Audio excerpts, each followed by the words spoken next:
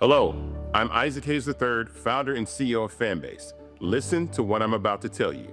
The window to invest in Fanbase is closing. We've raised over $10.6 million of our $17 million goal.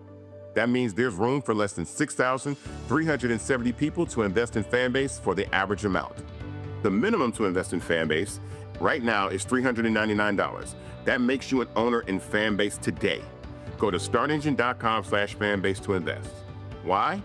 Because current social apps have taken advantage of users for far too long, with content suppression, shadow banning, harmful racist content, and no real tools for monetization and equity. Fanbase has over 1.4 million users and counting, allowing anyone to reach all their following and monetize their content from day one. Social media is the new TV, and whoever owns the apps that distribute that content have the opportunity to own potential billion-dollar companies. While big platforms with uncertain futures are failing to serve their users, Fanbase is stepping up to fill the gap. Don't wait until it's too late. Invest now, invest for yourself and your future.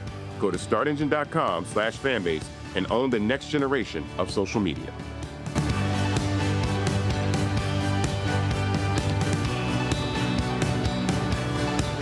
Folks, Black Star Network is here. Hold no punches. I'm real revolutionary right now. Black power. Support this man, Black Media. He makes sure that our stories are told.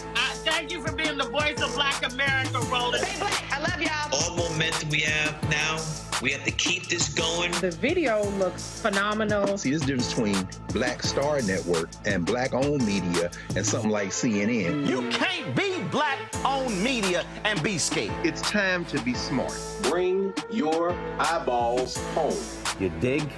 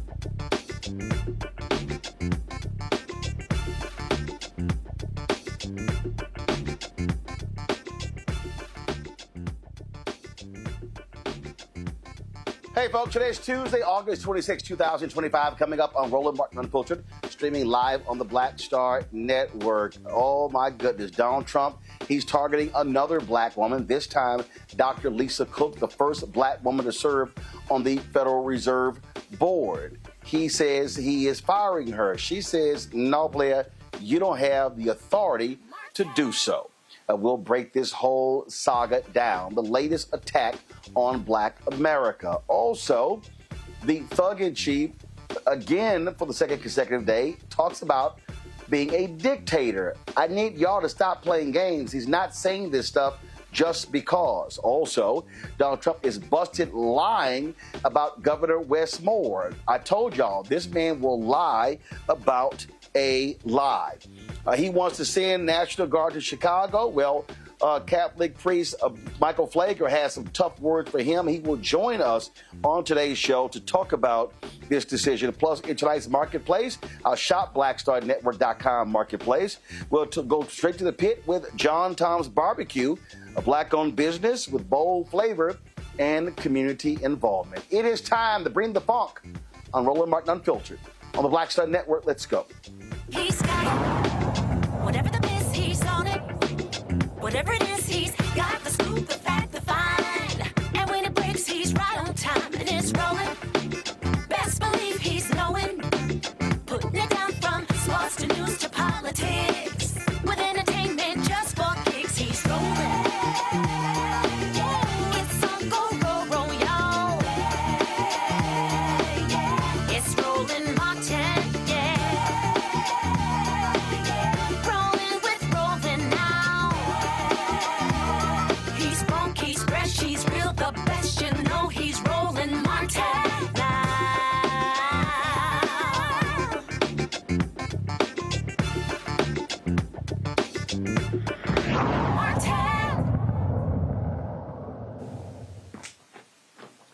Well, folks, the twice-impeached, criminally convicted felon-in-chief Donald the Con Trump is attacking another black woman. We've made it clear this man does not like black people, especially black women. His latest target is Dr. Lisa Cook. You have allegations from one of Trump's housing appointees that Lisa Cook somehow committed mortgage fraud. It's the allegation. Has she been indicted? No. Has she been tried? No. Has she been convicted? No. But it doesn't matter to the thug-in-chief. He wants her fired. Last night, Trump sends a termination letter to her saying she was removed from her position for cause, citing allegations of mortgage fraud. The letter was dated August 15th. The Justice Department indicated it plans to investigate these claims. But here's the problem. He doesn't have the legal authority. Cook said so in her statement, firing back at this idiot. President Trump purported to fire me for cause when no cause exists under the law, and he has no authority to do so. I will not resign. I will continue to carry out my duties to help the American economy as I have been doing since 2022. Morgan Harper, the Director of Policy and Advocacy at the American Economic Liberties Project. Also joining us is Rhonda Foxx, founder of Persist. Really glad to have both of you here. I'll start with you, Morgan. Bottom line is this here. Dr. Lisa Cook, first African-American woman to serve on the Federal Reserve. And it's a 14-year appointment. She was confirmed by the United States Senate. Trump doesn't have the authority. But what has happened is he believes that he can do whatever he wants. I'm going to play a clip later where he literally says, I can do whatever I want as president of the United States. The Supreme Court has expanded the powers of the office of the president. And this is why this idiot is doing this, because this is his continual attack on the Federal Reserve, which he wants to run, even though it is independent or supposed to be independent of politics. Absolutely. And I completely agree with you, Roland. I mean, there's no accident in the terms of the people he's choosing to target. Lisa Cook, Tish James, with these really bogus allegations of mortgage fraud, criminal activity. It's it's nonsense. But the fact that they are both Black women that stand in the way of his authoritarian march to control the entire federal government is a problem for him.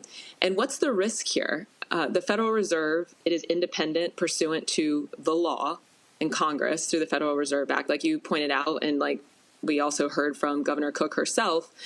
The only way that you can get rid of her is for cause. What does that mean? It means that there's been some professional malfeasance is I think the actual term, meaning like something in the course of your job you did that was wrong, that ran counter to your obligations in that position. And that's nothing that is being discussed here. What is happening in the federal government, in speaking of laws that are being broken, is a lot of big corporations that have donated big money to Donald Trump are seeing lawsuits against them by the Department of Justice, by the Consumer Financial Protection Bureau, just disappear or be settled for nothing. So it's clearly not a priority of this administration to go after actual breaking of the law. And when we look at this type of political agenda applied to an agency like the Federal Reserve, which is charged with really maintaining the financial stability of the country, it's not to say it's a perfect institution by any means, but their charge is financial stability. It's looking out at the labor market movement there. It's controlling interest rates. It's controlling monetary supply. It's controlling our role in a very interconnected global economy at this point. The risk from this type of political activity is that we see real economic damage and harm done to us as people living in this country, small business owners, and ultimately our standing internationally. Rhonda, you dropped a letter on social media. You said that Donald Trump's justification of unsubstantiated accusations of mortgage fraud, but let's be clear, this isn't about mortgages. It's a blatant attack on the Federal Reserve. Now, here's the deal, guys. Pull the clip up, because earlier today in that ridiculous cabinet meeting where it really was who can outdo one another kissing Donald Trump's ass, this issue of this mortgage fraud came up, and Donald Trump lied. He literally says in this clip we're about to play that, oh, people's mortgages, that's public information. Roll it. Guys, we don't have, I seem to get the clip, guys, because I want to play this, because it gives a perfect example of what I'm talking about here, Rhonda, where this liar, he sits before the public and he lies, knowing full well that is personal data, and his own housing guy, Pulte, who's been going after Jerome Powell, he's the one who threw out this allegation. Yeah. Rhonda, go ahead. Okay, so I'm glad that you hit on Bill Pulte. I think when we look at this whole situation, and this did not begin with Lisa Cook. This is a playbook of attacking Black women that began before Fani Willis, but we really started seeing it with Fani Willis. We popped over to LA with Karen Bass. We're seeing A.G. James. Obviously, Kamala Harris has always been a victim of it, but now with Lisa Cook. And the real villain behind a lot of this is Bill Pulte, someone that a lot of people do not know about. They don't know about the agency that he has oversight of, but he is literally using the Federal Housing Finance Agency to go after individual citizens. That's not what that agency is for. That agency exists to look at Freddie Mac, other housing institutions all the way back from 2008 when that institution was created. So there's a couple of things that are really troubling. One, this playbook is being written on the backs of Black women. We know that attacking Black women, attacking women, it energizes the MAGA base. But what it also does for Democrats is it bifurcates our coalition. We say race shouldn't matter. Race should matter. We spend time focusing on all of that because we have our own internal biases that we need to control. We're not going to step out and support and defend Black women, let alone, Roland, you know this better than anyone, 6 million Democrats set out in 2024 because they didn't want to support a Black woman. So by really doing this playbook on the back of Black women, he energizes his base, distracts our coalition, and he's able to put into place an authoritarian regime. And so we're just getting started. But this guy, Bill, is literally weaponizing an agency, using it to go after individuals on mortgage claims, not even anything substantiated. When you really look at mortgage fraud, it's very complicated. It's not oftentimes an intentional mistake. It tends to be a paperwork mistake. And so what we're seeing now is absolutely the worst of the worst. But it's also important to acknowledge race, because they are literally going to destroy democracy on the backs of Black women. They have written this playbook, and there is nobody coming to our defense in this moment. They are going, Morgan, they're going after Letitia James, the New York State Attorney General, as well as Adam Schiff and also Lisa Cook. And to the point that she just made, what we're dealing with, we are dealing with thugs who want to exact retribution and revenge. And for all of the whining and complaining about, how President Joe Biden and Vice President Kamala Harris weaponize the government against him and Republicans, these people are 100% weaponizing the government, targeting their critics. Hell, he even said, because Chris Christie criticized him, that he was going to launch an investigation into Chris Christie. That's what these thugs are doing. Absolutely. And I think that can kind of muddy the race element of this, because I completely agree. I mean, I think the targeting of folks like Tish James, like Lisa Cook here as Black women, is to play into, I mean, I completely agree with you. The other panel say play into what the MAGA base we know is red meat for much of the MAGA base. And it also kind of like greases the wheels for the further takeover that will happen throughout the government. And it plays into this racial trope that somehow these women are not capable of managing their finances and so therefore shouldn't be in these positions of government. But again, it's complete nonsense. It's unsubstantiated. But I think that we do run the risk with some of our, even folks that maybe are part of our coalition, of trying to get in the weeds of defending what they may or may not have done with these mortgages. And it's like, no, right? Like, we should not be getting into what are the elements of mortgage fraud. Once we start talking about that, we are missing the larger point here, which is, yes, this administration is turned into a criminal enterprise. It only serves to reward those who are willing to do their bidding through cash.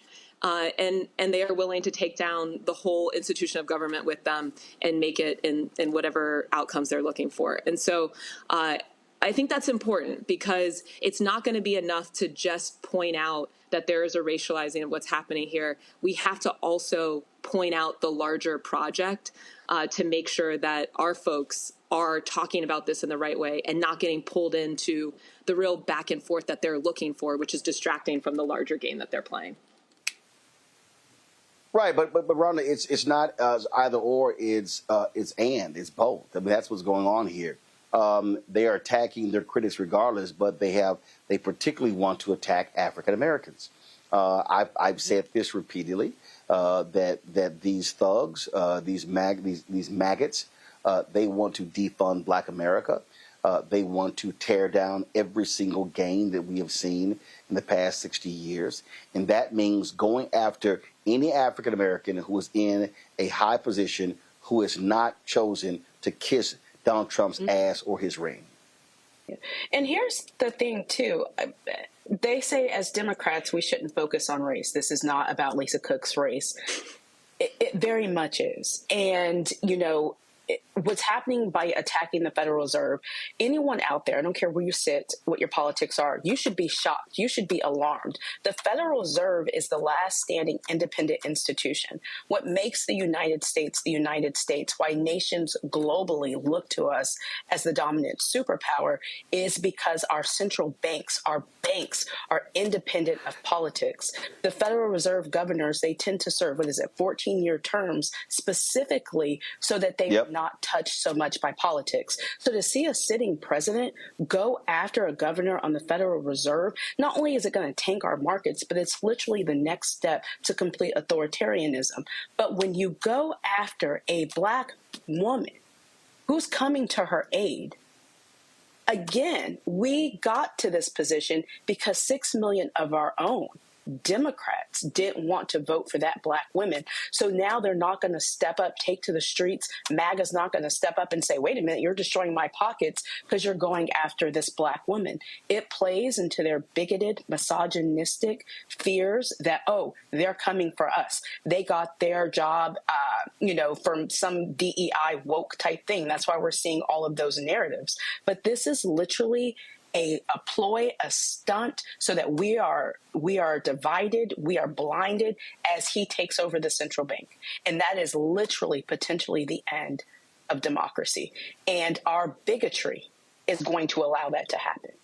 You are building authoritarian regimes off the backs of black women in your bigotry. And that is something that all of us need to be loud about. We need to hold people accountable who are silent in this moment. And we need to be very fearful, especially as black people, that this is happening on your watch. And so anyone that doesn't want to answer, the call and support this black woman, this is going to destroy your pocket.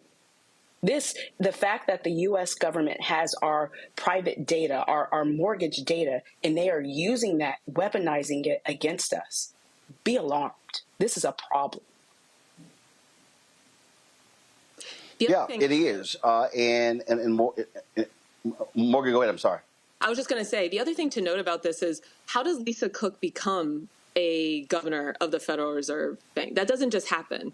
That means that you were part of the Federal Reserve banking system before. How do you become part of that? That's because financial institutions in the region where you're working choose you to be part of the Federal Reserve Bank, and then you get nominated and eventually confirmed by the United States Senate to become a governor of the National Federal Reserve. And so it's interesting, and I agree with Rhonda, that we aren't hearing more from financial institutions, leaders from the private sector that really were part of putting her in a position to become a governor, and now are just stepping back and being silent in the midst of this, despite the real economic harm that could stem from this politicization of government. Well, listen, it's my God, it's 8 months in, and Rhonda, I keep warning people, it's not going to get better. It is going to get worse. And as long as these thugs are empowered, every time he says, oh, dictator, and national media doesn't make it a major issue, then they go, oh, we can go further. So what they're doing is very clear. They laid it out in Project 2025. They're executing this strategy, and the only thing that we have left is to fight this in the courts. And I keep saying this over and over and over again. There's not a single black person who can afford to sit out the next election, and that means every single Republican must be penalized at the ballot box, because they are all complicit in allowing this thug, Donald Trump, to do what he's doing. And Roland, I was on the campaign. I spent more time writing press statements. I was the head of the Women's Coalition about what Project 2025 would mean for all of us. We spelled this out.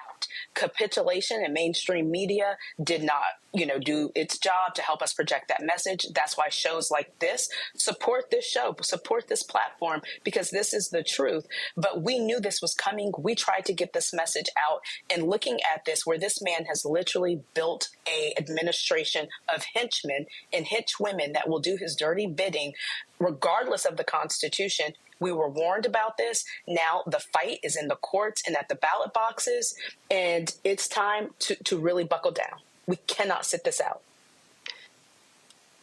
I think we need to be real, though, too. And I agree with a lot of what you said, Rhonda and Roland, but the courts are unlikely to be our friend here. I mean, it is the case that, there was a Supreme Court case about the independence of other agency leads. It did seem like the Supreme Court was willing to respect that the Federal Reserve is unique. Hopefully they continue to do that.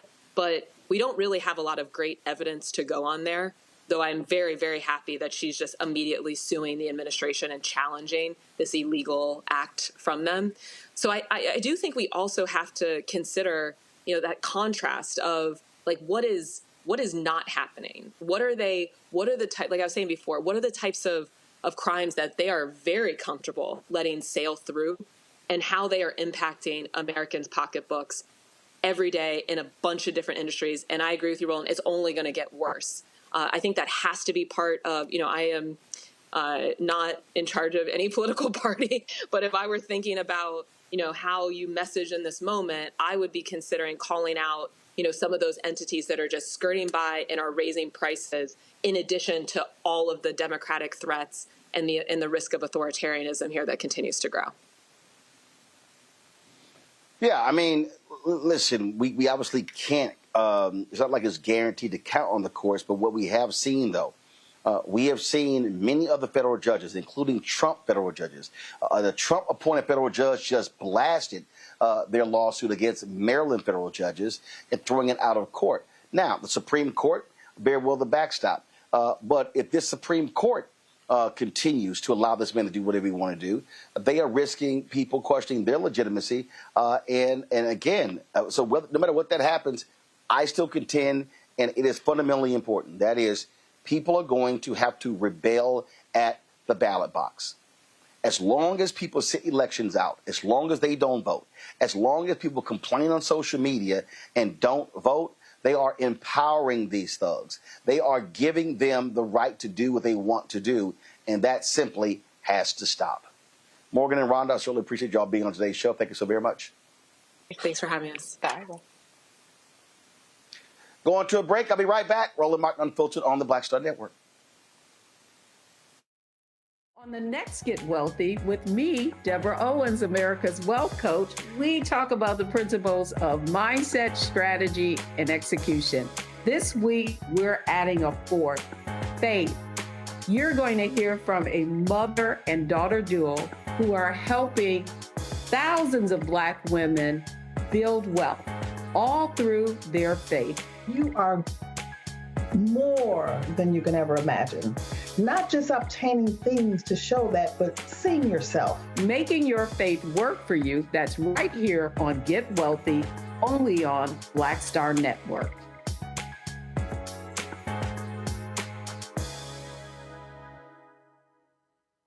I'm Russell L. Honoré, Lieutenant General, United States Army, retired, and you're watching Roland Martin Unfiltered.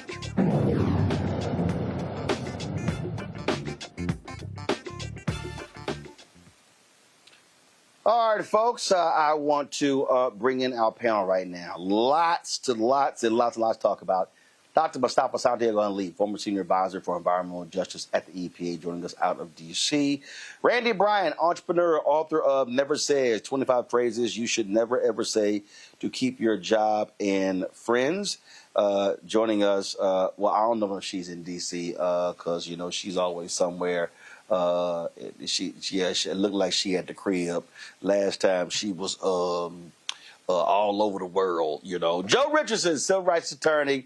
I know where she was. I just wasn't going to say it. I know where she was. Mackenzie hopping in my ear trying to tell me I ain't going to put the sister business out there. I'm just saying she uses her passport a lot. Joe Richardson, civil rights attorney out of L.A. Glad to have all three of y'all on today's panel. Oh, man, there's so much I got to deal with. So let's deal with this first. Do y'all have the mortgage fraud clip? Do y'all have it? Okay, all right. So again, Trump and his sycophants had their news conference today, and listen to this BS that was said. When it comes to Fed Governor Lisa Cook, her lawyer has said that they're going to be filing a lawsuit challenging this legal action. What is your response? Are you prepared for a legal fight? And then a little bit more. Oh, sure. Always. You always have question, legal sir. fights. Look, I had a legal fight that went on for years with crooked people, with very horrible people that have been found out now between John Ratcliffe and Tulsi and Pam. And, I mean, the things that we found out, of course, it's a very, very sad group of people. But no, she seems to have had an infraction, and she can't have an infraction, especially that infraction, because she's in charge of, if you think about it, mortgages, and we need people that are 100% above board, and it doesn't seem like she was. Okay, so that was that, and then this fool made this comment when it came to bringing up again being a dictator. But then he goes on television and says, oh, Trump is a dictator, he's a dictator. And a lot of people have so the line is that I'm a dictator, but I stop crime. So a lot of people say, you know, if that's the case, I'd rather have a dictator. But I'm not a dictator. I just know how to stop crime. No, actually, you don't. You don't know how to stop crime, and you're not stopping crime. So that's a lie. But the thing here, Mustafa, that, again, we have to focus on, the repeated comments about being a dictator, what they're doing is they're waiting. And so the whole deal is, oh, well, if there's not going to be any real reaction from people, guess what? We can actually move closer to being a dictator. Yeah, it's about socialization, right? You say things, you do things, and you see if it has a negative impact, and if folks don't speak out and push back and say these are not American values and we're not going to support it, then they take it another step further. And then they try it again, and they try it again until they see how far they can go. And then eventually people will look back and they'll no longer be able to find democracy inside of this country. You'll no longer find justice inside of this country. So they're just trying to socialize folks. And that's the reason he uses both his media platform. He uses the news also because they capture what he says and there's no real pushback. There's no real analysis. So this is a well thought out game. There is intentionality in each one of the things that they as a team do. And of course, he plays it out for America. So folks have a choice. When you see these types of things, you can call it out and say that you're not supporting it and not support it through your vote, not support it, through other mechanisms, or you can continue to watch the erosion of a set of values inside of our country that we're supposed to actually build the foundation on. And they absolutely, Joe, they want to be a dictator. They want to ignore the law. That is their desire. We have seen this over and over and over again, and that's why people have to respond. They cannot be silent and not respond to these actions, whether it's the National Guard, whether it's just blowing up the law. I mean, that's what's going on here. And let's just be frank. They got in the office because too many people were asleep at the wheel and were saying, well, it wasn't that bad last time he was there, so we survived it, so we can survive it again. We're talking now about a completely different administration. Yeah, ignore the law, ignore court orders, make up things. We'll talk about some of these other things that have come across recently. Make up an infraction and now say that the person on the Federal Reserve who you're trying to get rid of is potentially being investigated for an infraction, and therefore she needs to come off right away. Donald Trump doesn't like people. I don't think he likes smart people at all. Then he really doesn't like smart people that disagree with him, and then wrap it all up in one and make it a black woman, and his reaction is absolutely visceral. Now, I got to tell you, for as much as Donald Trump complains, he's got to know that behind closed doors, he's got no complaints with this media. I believe the media made him president twice. I believe the media has normalized much of what he's done. The media does not sound the alarm the way that they need to for fear of being sued, or for fear of being considered less than objective, for fear of being considered left wing, or whatever it is. I'm not sure what it is, but he's got no complaints at all because the media has made him president twice, and they're continuing to normalize, by and large, the things that are going on now. And so now he's attacking this woman, trying to get rid of her off the Federal Reserve because she's in the way. And knowing that black women, particularly smart ones, are much less likely to support him in any way, shape, or form. And those that are there because of their acumen and expertise, and in her case, and financials, they're not going to move off of what it is that they know to do just because he has this perception that he wants X, Y, Z done. And so therefore, get rid of them, do everything that we need to do. Let's create a problem. Now I'll fire them, etc. And it's just amazing to me that people are not understanding quite the way that they need to. That's why the alarm has to be sounded. We're in a very, very dangerous place, and we have been for a long time. And, and again, to your point, we're only 8 months into this thing, and it's going to continue. And there has to be some pushback, some consistent pushback somewhere so that we can call a spade, and that everything that can be done actually is. But it is certainly unfortunate that by and large, not at the level that they should be, people don't seem to be getting this quite the way they need to be.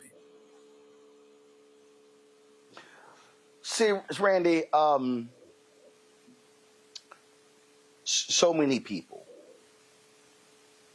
made assumptions. And I remember folk in our chat of, oh, y'all spending too much time on this. Y'all making too big of a deal out of this. The problem that you have is you have a Republican-led Congress who is so scared of him, they don't want to say or do anything. So they are, in essence, giving up the power of Congress. And so you have Trump basically saying, I own these Supreme Court justices, which means that he's in control of the executive, the legislative, and the judicial. And that right there is scary. There were so many Simple Simon Negroes. Oh, it's not going to impact us. They can't do anything to us. Really? New York has the largest concentration of black people in America. Chicago is number 3 behind Atlanta. You don't think they're going to be targeting black people? And so folk really had better wake up to understand how these people are being thugs, how they are weaponizing the federal government, not just with that power, but how they are weaponizing it to control public companies, private companies, major companies, in so many different areas as well. This is far-reaching. We have never, ever seen this consolidation of power ever in this country. Right. We are living through a direct attack on Black Americans, and they are going through it systemically. They planned this. This is Project 2025. He is doing what he said he was going to do. And one of the ways that he is crippling us is to ensure that anyone who gets in his way, particularly Black people, are cut at the knees. I mean, it started out with the Joint Chiefs of Staff, and he's gone through and said, okay, now he's at Cook, and how can we get rid of Cook? And let's be clear, if Trump has done nothing else, he knows the legal system. This is a 34-time felon. He was fighting lawsuits back in the day when he wouldn't rent homes to Black people in the 80s. He knows what court is about, and he knows what due process is, but he doesn't use it when it comes to people that he feel will get in his way. And he knows that these very well qualified Black women that he keeps attacking. So, because let's be clear, Cook was on the staff of University of Michigan. She was on the staff of Harvard. She has served under 3 other presidents prior to him, Obama, Clinton, and Bush. Of course she's well qualified, because Black people have to be overqualified to be in that position.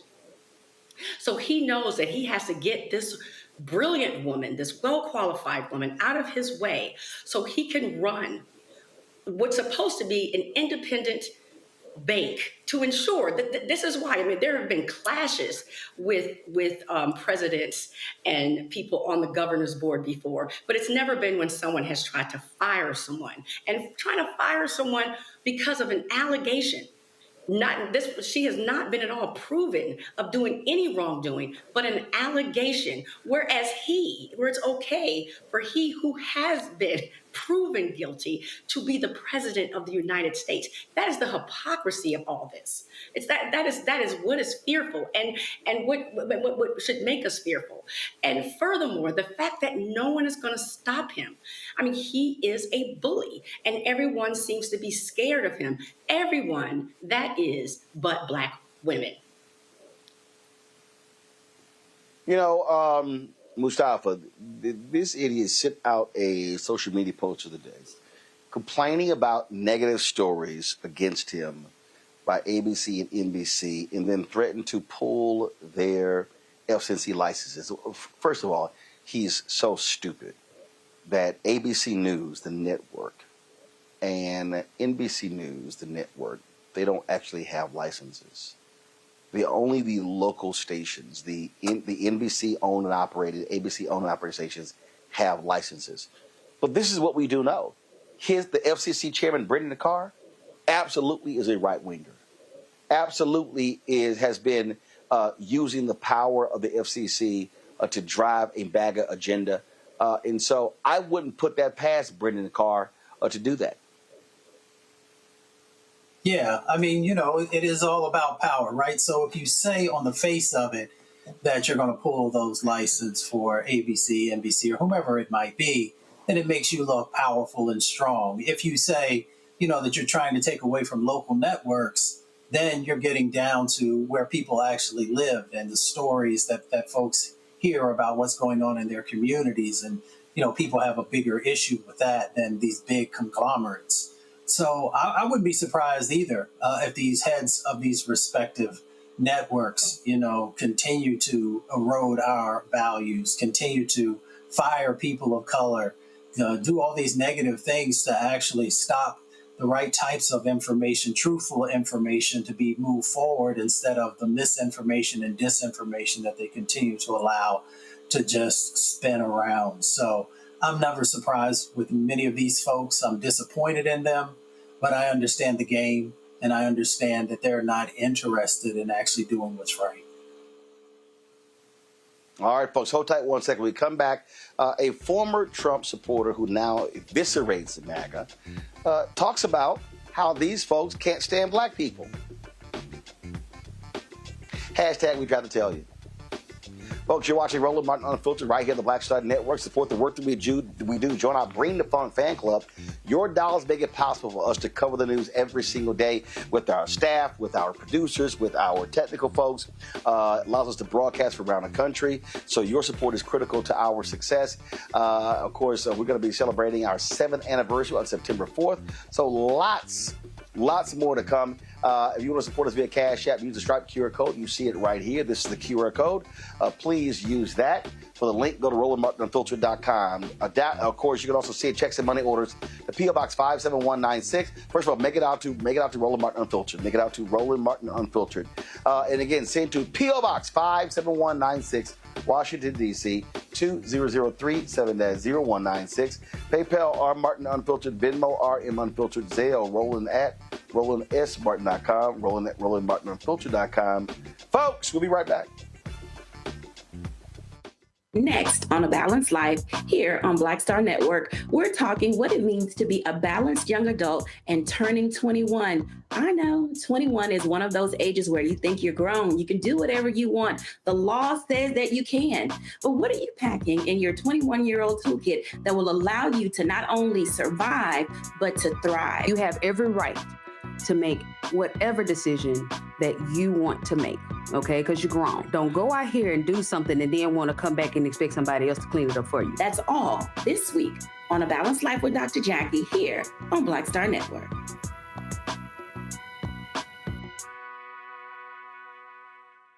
This week on The Other Side of Change, 300,000 Black women being pushed out of the workforce. This is shocking yet unsurprising. So what happens when a bunch of Black mothers lose their federal job? Their kids are not being fed, their kids are not being taken care of, but that trickles down to the entire community structure, which may be built on the backs of Black mothers and Black women more broadly. Tune in on The Other Side of Change, only on the Black Star Network. I am Tommy Davidson. I play Oscar on Proud Family, Louder and Prouder. Right now, I'm rolling with Roland Martin, unfiltered, uncut, unplugged, and undamn believable. You hear me?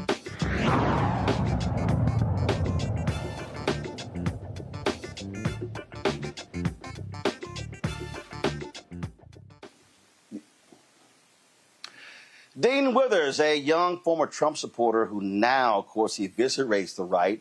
He hosts a podcast called One Woke Teen versus 100 Trump supporters, really shared in a recent episode an encounter where while he doesn't believe the GOP, including Donald Trump, can't stand black people. All right, hey, I just want to be clear here. Republicans hate black people. MAGA hates black people, right? So if you're watching this and you're a black person, MAGA hates you. They hate you. They loathe you. They despise your existence. What's my evidence for this? We've been live for about an hour now. We haven't had one Trump supporter come up here and tell us why they support Trump. No, we haven't. We haven't. We've had maybe 20 people come up here and scream the N-word, though. Republicans are more willing to slur. Republicans are more willing to hate crime. Republicans are more willing to despise you for your existence if you're a black person watching this than they are willing to give one intellectual reason why Donald Trump is a good president. So for everybody watching, I mean, I'm talking about the 2.2 thousand people on YouTube and the 7.3 thousand people on TikTok. This shit should be radicalizing you. I'm being so fucking real. This shit should radicalize you. How scary is that? The millions of Americans that support the president we have today don't support them because of reason, don't support him because of fact, don't support him because of logic. They don't support him because of anything in alignment with reality. They support him out of hate and disdain for you if you are a black person, right? And once again, the fact that we have had 20 people come up here and vocalize their explicit hatred for black people, instead of giving one argument for why they support Trump, one reason, talking about the economy, talking about his policy, immigration, foreign affairs. No, it's just the N-word. So if you're a black person, if you're a brown person, if you're BIPOC, MAGA hates you. No lies told, Randy. I mean, water is wet. Water is wet. I mean, of course, there are a few step-fetchits who think differently, but I think the majority of black people are very clear that we are hated. That is what MAGA is about. They are not about so much what they're going to do for others, but what they're going to do against others to oppress others. I mean, the name of their game is the oppression of anybody that is non-white. They definitely hate black people, but, I try to make people understand that I've never met a bigot who was targeted. And by that, I mean, if someone hates black people, we may get it the worst and first. But they are xenophobic. They're not messing with Jews. They're not messing with LGBTQIA. They're not messing with Hispanics. So, we're in this together, whether they realize it or not. I think a lot of people are having wake-up calls right now as we speak. And that's part of the reason that, the election went the way it did, is because some people were fine as long as black people were going to be hurt. They knew black people would be hurt. They didn't realize that they, too, would be targeted as well. But, yeah, I mean, it's people will listen to, if I don't know anything else, I know people will listen to a white person and trust a white person telling them about their own people before like me or you say it. So it's great that this young man is just calling a thing, but I don't think any of us are sitting over here in shock and awe about what he's saying. It was not a revolutionary statement. No. Here. We know. But here's the deal. But his audience is not our audience, and he needed to say what needed to be said, because Joe, what we have to recognize. They will believe him. Yeah, I mean, So it was critically important, I think, for him to say what he had to say, because what we have to recognize, and again, this was literally the basis of my book, White Fear. While the browning of America is making white folks lose their minds. And I called it. And I hate the fact that I called it, that I saw it, it was coming true. But we have to recognize that, I mean, look, I saw a piece earlier. One of the Proud Boys, they were like, oh, we don't have to protest anymore because we're not on the inside. We're now mainstream. Our viewpoints, we're good. That's literally what the racists are saying, Joe. We're good. They are embracing us. Yeah, and so from where they stand, things are being well taken care of. What I like to say is, are there Republicans out there that that'll say that they don't hate black people and kind of mean it? Yeah, sure, there are. But here's what I say in response to that. You can say that I'm cool. You can say that you're a Reagan Republican, which isn't a whole lot better to me, or a Bush. Let's say a Bush 1 Republican. I'm a HW Republican, but the HW Republicans aren't the ones in charge. I mean, how long ago does it seem that George H.W. Bush actually supported? It's a little watered down, but the 1991 Civil Rights Bill. How long ago does it seem that George W. Bush supported some initiatives in Africa? How long ago does it seem that some folks that were on that side of the aisle acknowledged that some other folks had a right to exist, even if there were some very honest disagreements? So at the end of the day, what I tell people is that, well, if you don't hate me, if you don't, if you're a quote good Republican or whatever, well, the good Republicans aren't the ones that are running things now. They aren't the ones that are in the White House making decisions. Good Republicans are getting run out of town. Okay? And so at the end of the day, Joe, Jack, Joe, I got to disagree with that because here's why. Yes, there are never Trumpers. They exist.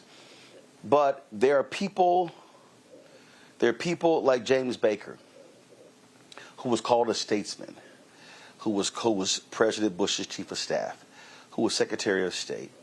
And the New Yorker did a story on him, and he made perfectly clear. Do I like some of the things that he says and does? No. I am a Republican. I'm going to vote for the Republican. So the reason Donald Trump is there is frankly because those folks have not been aggressive. Listen, for all of the talk of Trump's former chief of staff, retired 4-star general, and the comments that he confirmed to book authors, John Kelly did not come out publicly before the election and say to the country, do not vote for this man. Right. See, and that's the real deal, because I keep saying this. Republicans like James Baker, Republicans like Eric Erickson, Republicans like Bill Barr, they personally hate Donald Trump. They personally despise Donald Trump. But Donald Trump is their Trojan horse because he is their access to total power. And making a circle, if your guy hates me, you can say you don't hate me, but if your guy hates me and you support your guy, A equals B and B equals C, then A equals C. So we get to the same place. So whether or not this gentleman is right saying, MAGA hates you and Republicans hate you and, the Republicans hate black people, whatever else, that's still how it shows up. The book says, love not in word, neither in tongue, but in deed and in truth. So if your guy is screwing me because your guy hates me, and we're sure about that, and you look the other way for whatever reason while your guy does what he does, then you're right there with your guy. And that's what it arrives at, for sure. It might arrive for a different reason or a different way. But at the end of the day, if he's your guy and you support your guy and he hates me, then you might as well hate me because it has the same effect. Mustafa, there were some racists who were fired in the first term of Trump. They're now back, and they got promotions. And so all gloves are off. These people, they don't care. They are full on embracing of racism. And we all know Stephen Miller is an absolute white nationalist. And so if you are a racist in America, you have a home in MAGA world. In fact, you got some white folks in Arkansas who literally are building their whites-only community. They made it clear they don't want any blacks there. I can guarantee you we don't want to live near your asses. Malcolm X once said that power never takes a back step, only in the face of more power. And that's what we see going on right now, is that people are comfortable with doing the things that they always wanted to do and saying the things that they always wanted to say because they have an administration that backs it up and that amplifies it. And not only do they bring it forward in words, but actually in deeds, because you can say lots of things. I always evaluate your actions to know exactly how you care about me. So when you dismantle diversity, equity, and inclusion, even though you understand that there are disproportionate impacts that are happening in housing and transportation and jobs and the environment and healthcare, then that shows that you have little regard for me. You might actually hate me because you understand the impacts that are happening there. When you make it more difficult for education to actually happen and to make sure that there's real equality in that space, then that means to me that you hate me. When you look at the undermining of civil rights and of our museums as an example of where you want to do erasure in those spaces, then that sends a very clear message about how you see me. When you have individuals who are talking about cash bail, and when they send the National Guard and other law enforcement into black cities, DC is one of those examples, and that shows exactly how you feel, not only words, but in sets of actions.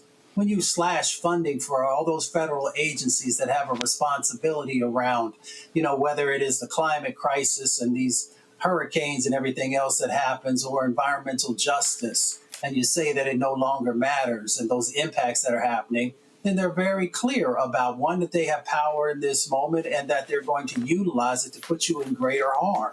And then, of course, all the economic impacts of stripping away rights that folks work for decades upon decades to just begin to address the wealth gap in our country. They are very clear about how they feel about you. And then if you just want to look at whom a person surrounds themselves with, all you got to do is look at the White House. All you got to do is look at these federal agencies. And it's very clear about what the mandate is and the paradigm that they're operating from. But some folks still want to keep their eyes closed. Some folks still, even though you see exactly what's playing out, you want to find and justify, well, that's not really what they're doing. That's not really how they feel. And it's just amazing because, as Maya said, when someone shows you who they are, believe them. You still have folks who don't believe. Folks, hold tight 1 second. Going to a break. We come back. We will talk with Chicago pastor, Father Michael Pfleger. He spoke yesterday at the Governor Jay Pritzker News Conference regarding Trump wanting to send the National Guard to Chicago. Had some tough words to say, and I'm sure he will continue to say it right here on the show as well. Folks, we'll be right back on the Black Star Network. Next on the Black Table with me, Greg Carr, we welcome the Black Star Network's very own Roland Martin, who joins us to talk about his new book, White Fear, How the Browning of America is Making White Folks Lose Their Minds. The book explains so much about what we're going through in this country right now, and how, as white people head toward becoming a racial minority, it's going to get, well, let's just say, even more interesting. We are going to see more violence. We're going to see more vitriol because as each day passes, it is a nail in that coffin. The one and only Roland Martin on the next Black Table, right here on the Black Star Network. On the next Get Wealthy with me, Deborah Owens, America's Wealth Coach, we talk about the principles of mindset, strategy, and execution. This week, we're adding a fourth, faith. You're going to hear from a mother and daughter duo who are helping thousands of Black women build wealth, all through their faith. You are more than you can ever imagine. Not just obtaining things to show that, but seeing yourself. Making your faith work for you. That's right here on Get Wealthy, only on Black Star Network.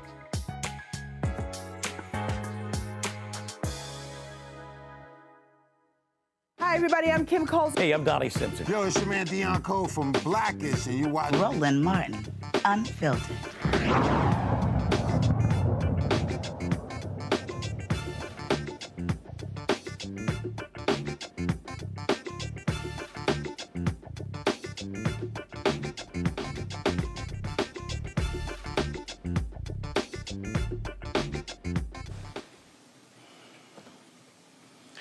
Folks, a lot of conversation with regards to Trump sending the National Guard to Chicago, New York, and other cities in this country. Oh, he's not focused on red states. He cares only about the issue of, quote, the so-called issue of crime in blue states. Well, yesterday at Illinois Governor Jay Pritzker's news conference, Father Michael Pfleger spoke, and this is what he had to say.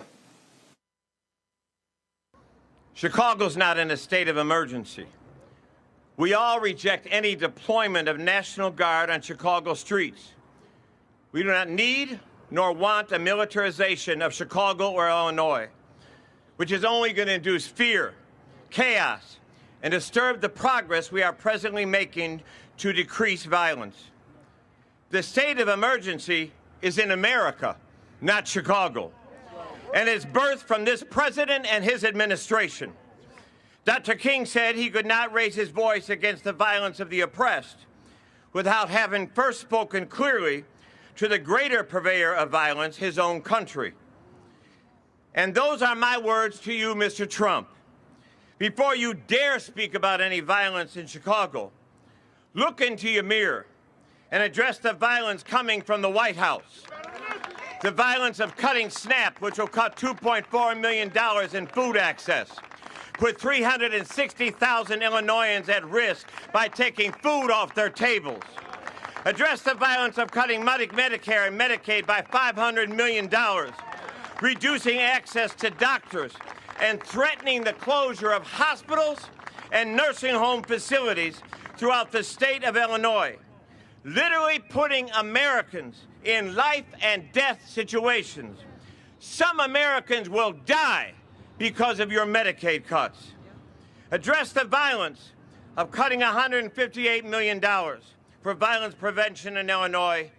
And yes, as others have stated, the $800 million anti-violence grants nationwide.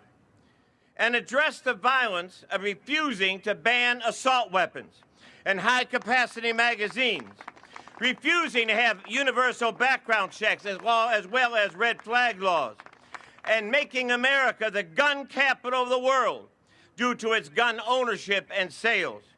And while you're at it, Mr. Trump, stop the gun flow into our state from your Republican state of Indiana.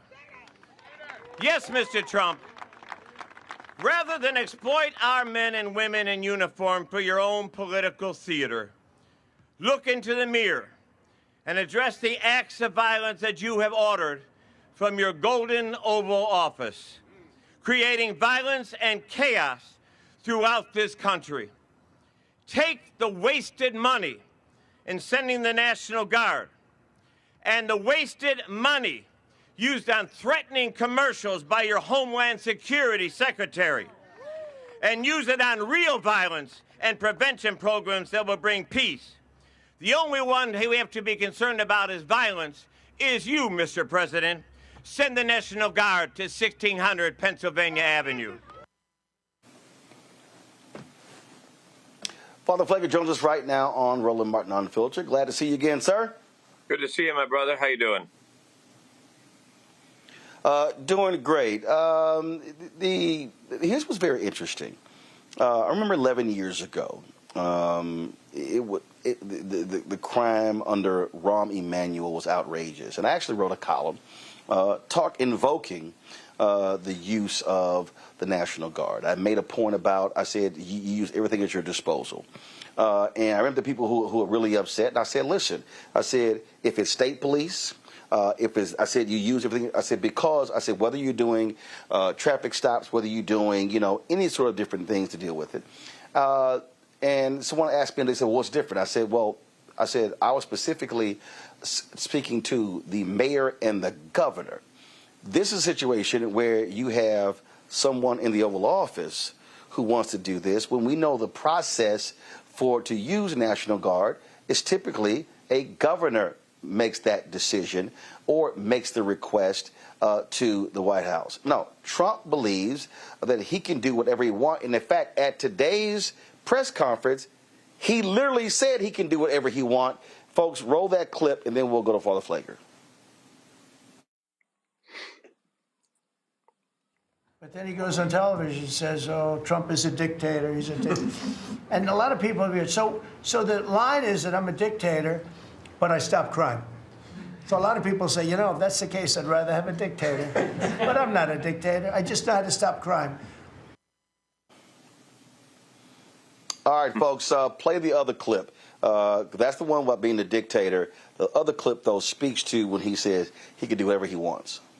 So I would have much more respect for Pritzker if he'd call me up and say, I have a problem. Can you help me fix it? I would be so happy to do it. I don't love, not that I don't have the right to do anything I want to do. I'm the president of the United States. If I think our country's in danger, and it is in danger in these cities, I can do it. No problem going in and solving, his difficulties. But it would be nice if they'd call and they'd say, would you do it? Okay, you can't do whatever you want, Father Pfleger. You can't. But he thinks he can. And the sad thing at Roland is, in many circumstances, he is doing whatever the hell he wants. I mean, everybody says he can't do this, he won't do this, but he's doing things. He has broken the Constitution, he's broken the laws, and he thinks he is a dictator. He can joke about it if he wants to, but he's acting like one. And the fact of the matter is, with no check from Congress, no check from Senate, he's got the Supreme Court in his back pocket, and like today, the Board of Governors filed that sister, where they say he can't do that, but he's constantly just doing things. And unfortunately, those around him are letting him do it. And that's why we've got to be very clear here. No, you're not sending National Guard. You're not going to put young folks from around the other states to come in here and have a militarization of the streets of Chicago. Yesterday, Roland, I saw an email that was sent to the students at Howard University that you probably saw, telling them because now the National Guard and because ICE agents are all in and out of campus, that students be careful, don't walk out without your identification. If you're driving a car, make sure everything's set on, have your insurance ready. This kind of madness of this fascist is unbelievable. But the tragically is he can't do these things, but he's doing them, and nobody is stopping him. Right. And again, this whole deal, I wish he would call. But you're the same person who cut $800 million in grants to deal with crime prevention. And I was watching, Joe Scarborough was questioning Mayor Brandon Johnson this morning, and he was like, well, Mayor, I agree with you on the social services, but wouldn't 5,000 new police help? Well, first of all, let's be real clear. And what's happening today in Chicago, even I was just literally just reading the piece that I wrote 11 years ago. What's happening in Chicago today, that's not what was happening 11 years ago. Right.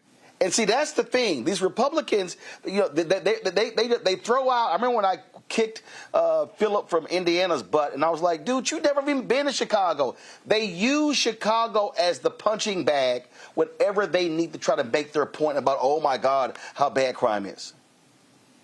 Exactly, and it's a good point. And I'm certainly not going to sit here and say we have Wakanda, but the truth of the matter is, violent crime is down. And homicides are down, and shootings are down. We have showed we've done some things together that have worked. We got a good police chief now. We in the 6th district here, we have worked so hard building a relationship between police and citizens and young people and conversations out, we see what's working. We see what's working, the intervention in the street. So the craziness is we see things that are working and seeing crime coming down, and he cuts off the money that helps those things continue and then wants to send in National Guard to the very thing we're saying is never going to work, militarization. So you spend thousands and millions of dollars and send National Guard in for to Band-Aid for 2 months and have them in every corner, making people live in fear and chaos. And also, I think some young people are not going to react to that and say, no, not here, not on my block, and there's going to be some confrontation, which is what I think he wants. I think he wants to provoke violence in Chicago, because what he really has... Oh, he does? Oh. That's what he wants. Yes. Yeah, I recorded a podcast today here in Atlanta with Pastor Jamal Bryant, and it's literally what I said.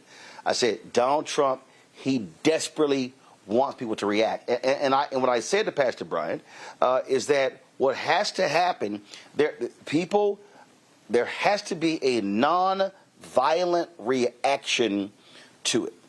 Because Trump is itching for what they call unrest. In fact, if anybody looks at those orders of the Department of Defense, that's what he was focused on, the issue of civil unrest. He wants to cancel the election citing civil unrest. And so if people are going to respond, it has to be a non-violent reaction.